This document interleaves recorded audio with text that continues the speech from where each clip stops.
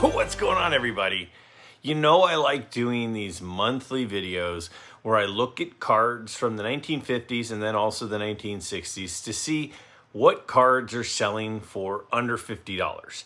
I think it gives us an idea of where the market is at. I think it also gives us an idea of when things have dropped, you will see it the most in cards like this. When I first started doing these videos, you never would have seen a Willie Mays card or a Roberto Clemente or a Hank Aaron or a Mickey Mantle. You never would have seen anything like that. And I only started doing this 9 or 10 months ago, and now those cards are showing up under $50 from the 1960s. So that is one of the reasons I do it. Another reason why I want to do it is I want people to understand that, you know, especially people that are getting back into the hobby, it doesn't have to be expensive to be a vintage collector. You can buy all-time great players, like the ones I just mentioned, for very affordable prices. Even if your budget is $40 a month, you can buy one of these all-time greats, their base card, in cards from the 1960s, and I think they would look great in most people's collections. The other thing I'm always looking for are trends. What is happening out there with the greater market? Are there certain things that are starting to develop? I feel like something happened recently, and I'm not really exactly sure. There's no way to prove some of these things.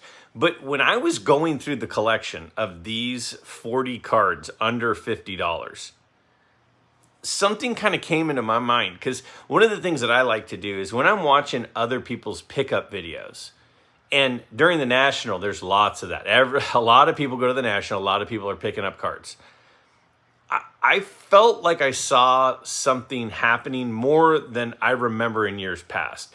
People in years past have gone to the National and picked up big cards. But it really feels to me, it really feels like more and more people are picking up big cards at shows and at the National. People, when they're showing cards on channels, when you go on YouTube and you see people's pickup videos, they're picking up big time cards. To me, anything over, $300, $400, $500 is a really big card, at least with my budget. And I felt like just about every YouTube video I saw, somebody, one of their pickups was like, one of the cards was like 75% of their budget or more. Like they went and they got a couple little things and then one big thing. And it feels like that's a trend. Now, why is that happening? I don't know. Is that anecdotal? Of course it is. Do I have proof that that's what's happening? No, just other than the channels that I see, it seems like that's what's happening. But if that's what's happening, is people are going after the big card, the first question I have is why? Why are people going after big time cards instead of a plethora of more mid-tier cards? Well, I don't know. Again, I don't know. But it kind of feels like maybe to a certain extent, people are trying to keep up with each other. You see some of these channels and they're showing off huge cards and you're like, oh, I want a huge card to show off. If I'm only showing off my $25 pickup, nobody's going to care because over there, somebody's got a $1,000 pickup. Now, am I guilty of that? I don't know. Maybe. I don't think I am. I looked at the National as my opportunity to buy a card that I've always wanted where I'm actually going to have them in the same room as I'm in. So for me, when I buy a big card, I'd like to do it in person to save on sales tax, but also because I want to really inspect it before I decide to spend that much money on it. And maybe that's what other people were thinking as well. But it does feel like more and more places that I see people showing pickups, the cards are very, very expensive cards. And if we're spending lots of money on fewer cards, what does that leave behind? What it seems to me is it would leave behind a lot of the mid-tier and lower tier cards. A lot of those, $20 to $100 cards seem to be getting a little bit of the cold shoulder. Now, again, I don't have proof of that, but that's how it feels. And maybe it feels that way because I'm not seeing people showing off stuff like that very often. But maybe the collecting community as a whole are still buying that kind of stuff. Are we all saving up to only buy huge cards? Or are we still out there buying reasonable cards? I mean, I just bought a card a couple of days ago, which I'll show on my August pickups. That was $150. I kind of felt like a kind of big card to me. But I don't see a lot of that being shown. I see people buying Babe Ruths. I see people buying Hank Aaron rookies. I see people buy, and that's great. Again, there's nothing wrong with that. I don't have any problem with that. But when I see that, again, my mind is kind of the contrarian style where if I see everybody going this way, I tend to go, well, what's over here? If everybody is only collecting baseball cards, I'm like, football and basketball cards are pretty cool. Maybe I'll spend some time over there buying those cards for cheap because everybody over here fighting over the baseball cards. If everybody starts collecting Mickey Mantles, I would tend to lean toward Willie Mays because then he's going to be kind of overlooked. Just kind of something that jumped out at me looking at this month. Now, the other thing I hear a lot of people say is they go, Greg, no, see, the reason that cards of Willie Mays in a 3.5 don't sell for very much is because, number one, there's a ton of them. There's lots of them. There's actually a lot of them. That's what some people would say. What some people would say is, and every day the people who care about those players are dying off and fewer people want them. So there's a lot of them and the newer generation doesn't want them. That's what some people would say. Maybe that's the case. I have a feeling, though, that in 100 years, people will still be collecting Willie Mays cards. Just a hunch. I don't know. I think people will still be collecting Hank Aaron's and Mickey Mantles and Roberto Clemente. It's just my guess. I don't know, but that's what I think.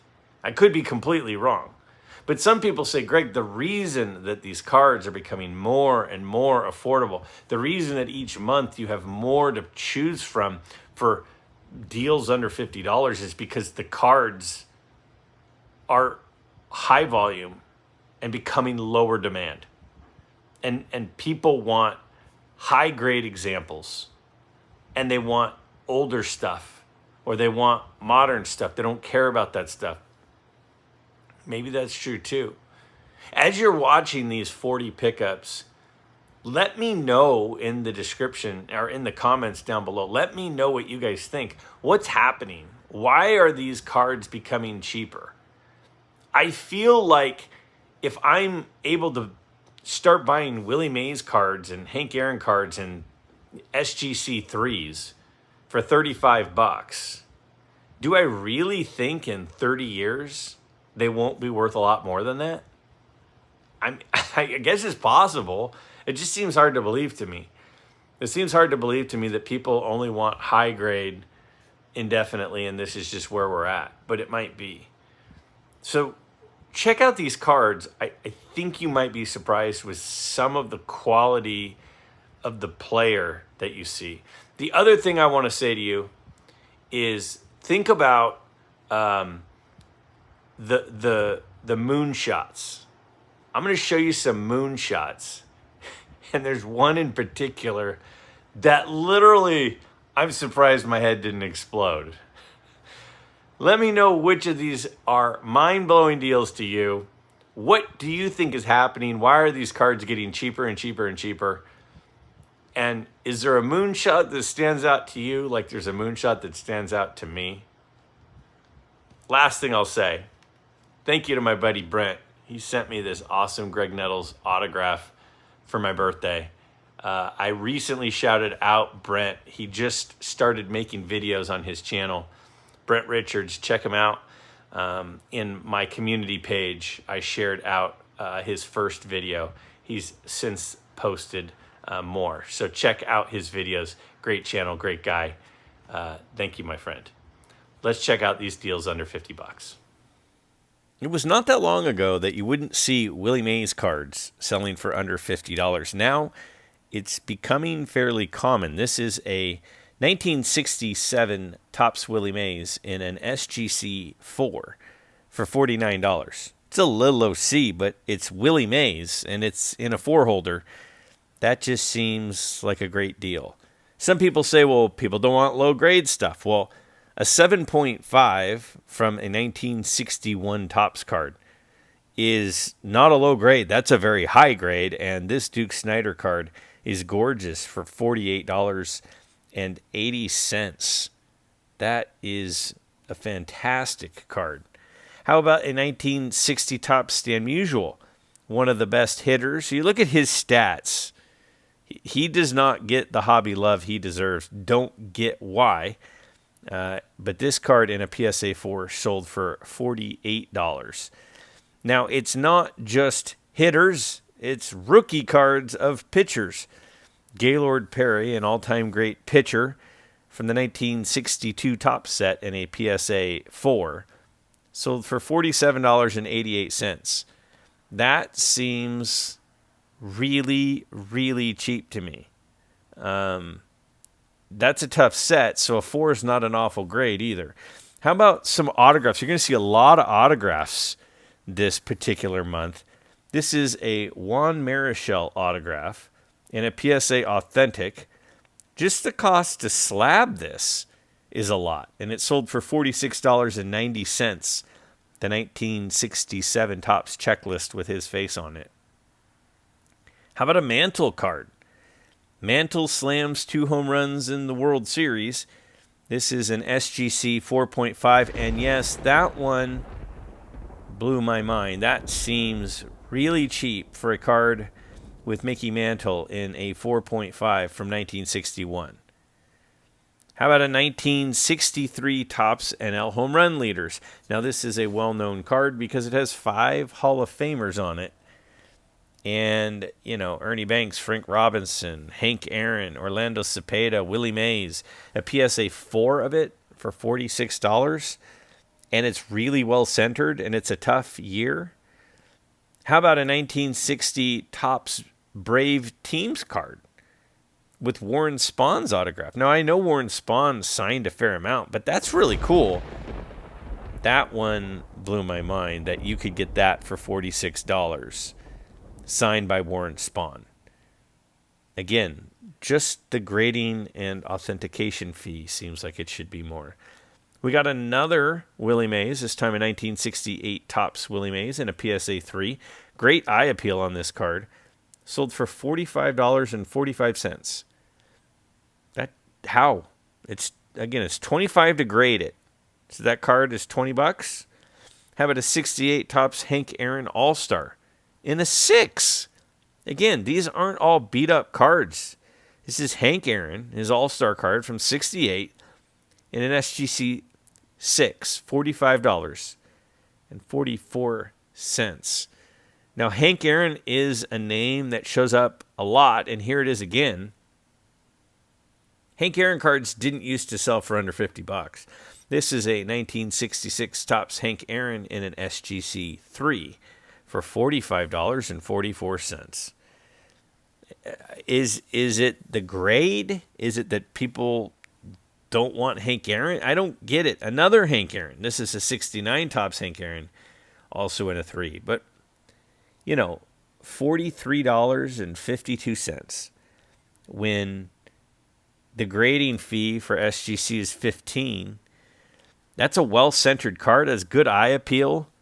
It's not like it's his last card. He still has quite a few cards after that. 61 Post Serial. Now, Post had a couple of years of cards in the early 1960s, and this is a Willie Mays. A lot of these get authentic grades.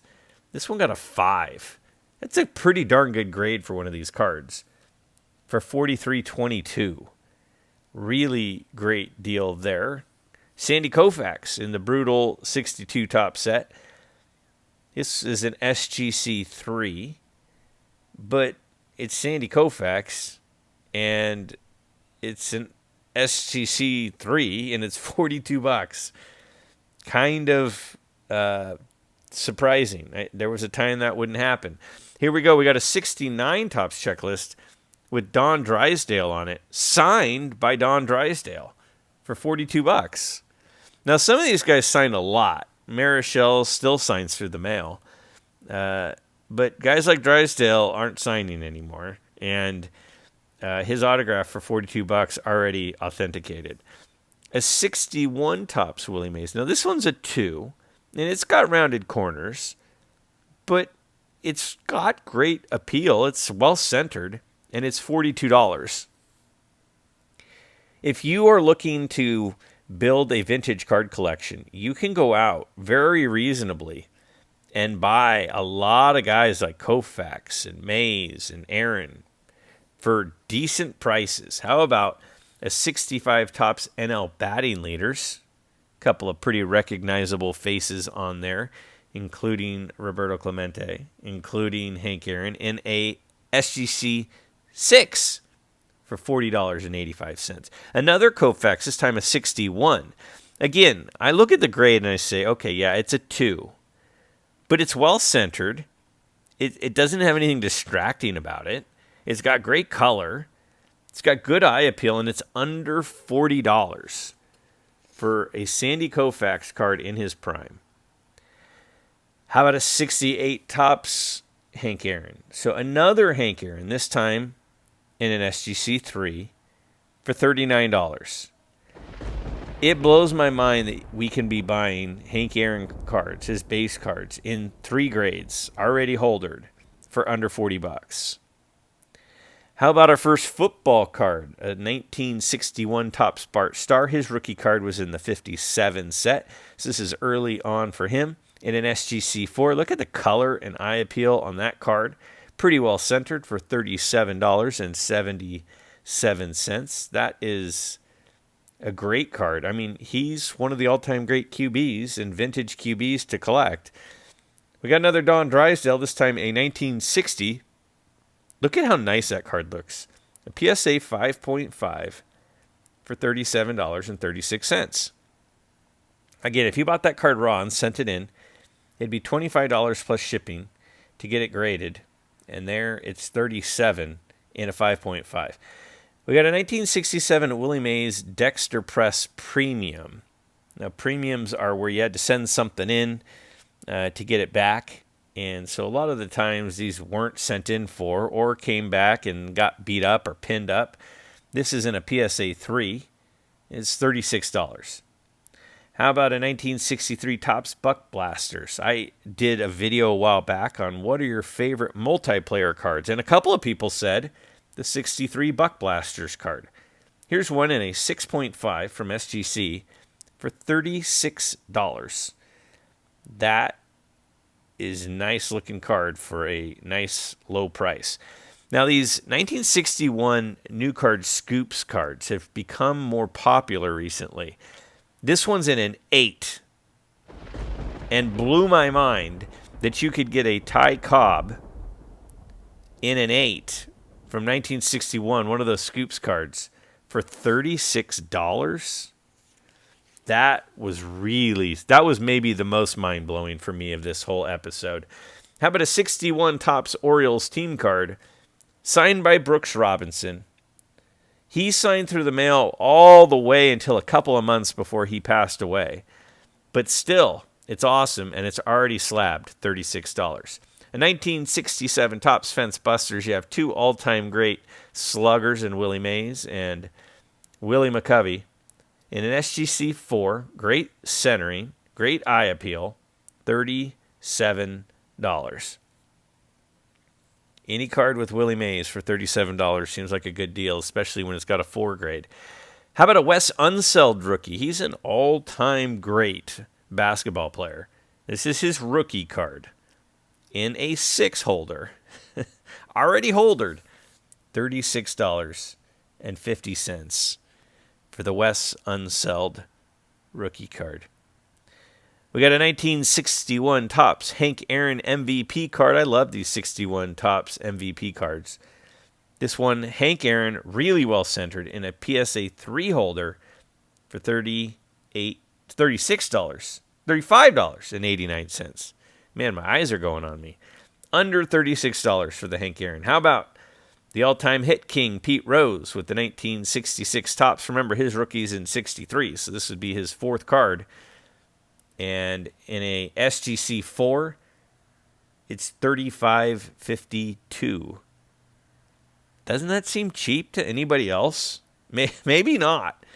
But all of these deals surprise me. We got a Roberto Clemente All-Star from the 1968 Topps set in an SGC 4.5.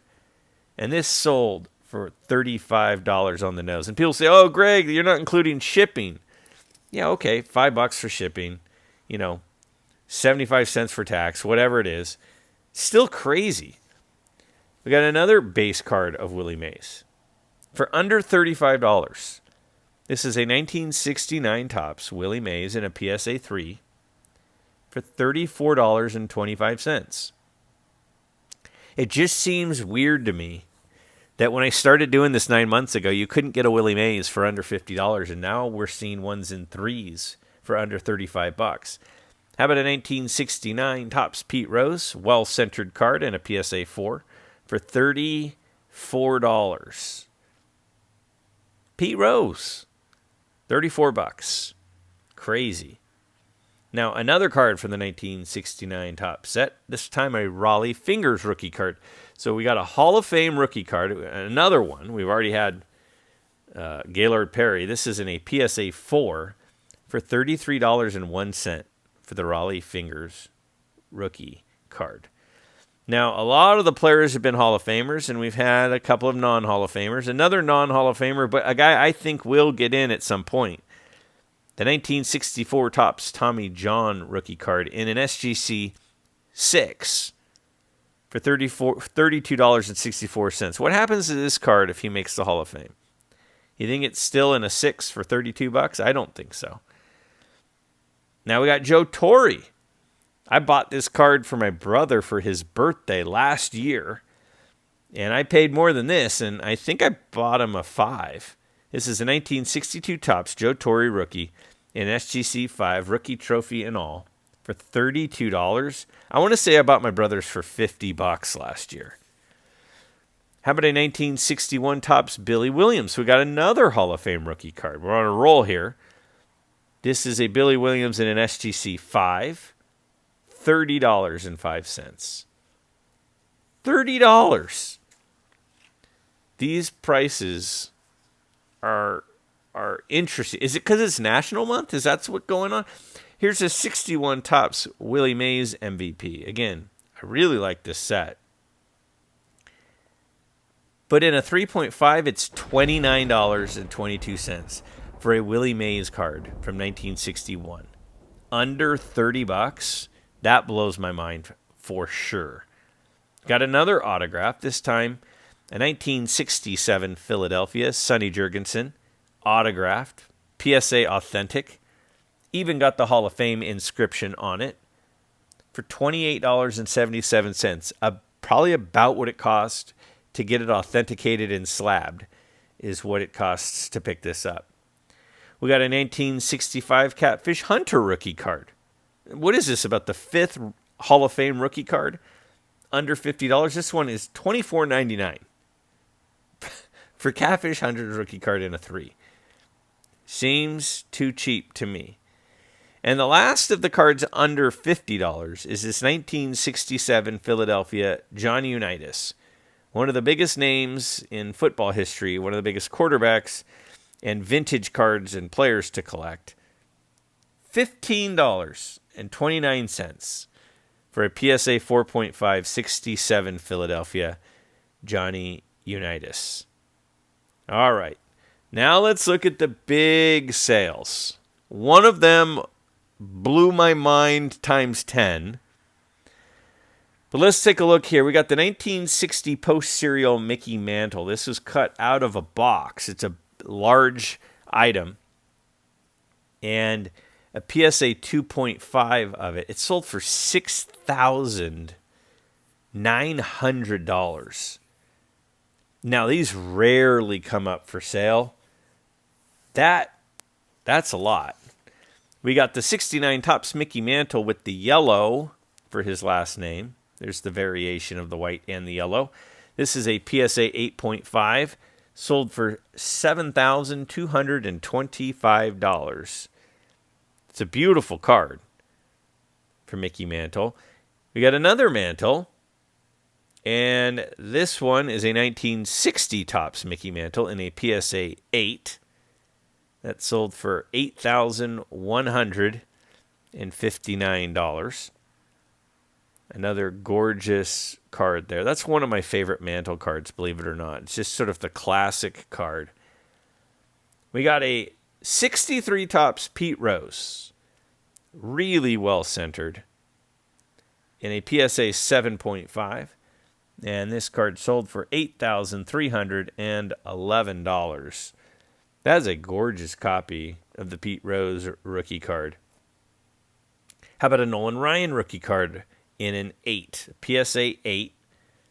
$8,852. Now, the card that surprised me the most has not come up yet.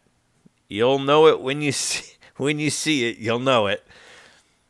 Next up, we've got the 1965 Topps Joe Namath in an SGC 7. This is one of the grail cards for vintage football collectors.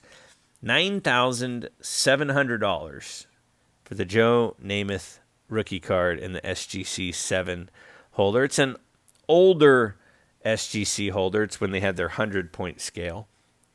How about a 69 Topps Nolan Ryan in a PSA 9? Look, it's got the long barcode. So this is Generation 1 slab. So this card was graded in the mid-1990s. And that sold for $10,000. You know it's the Generation 1 slab because of the long barcode.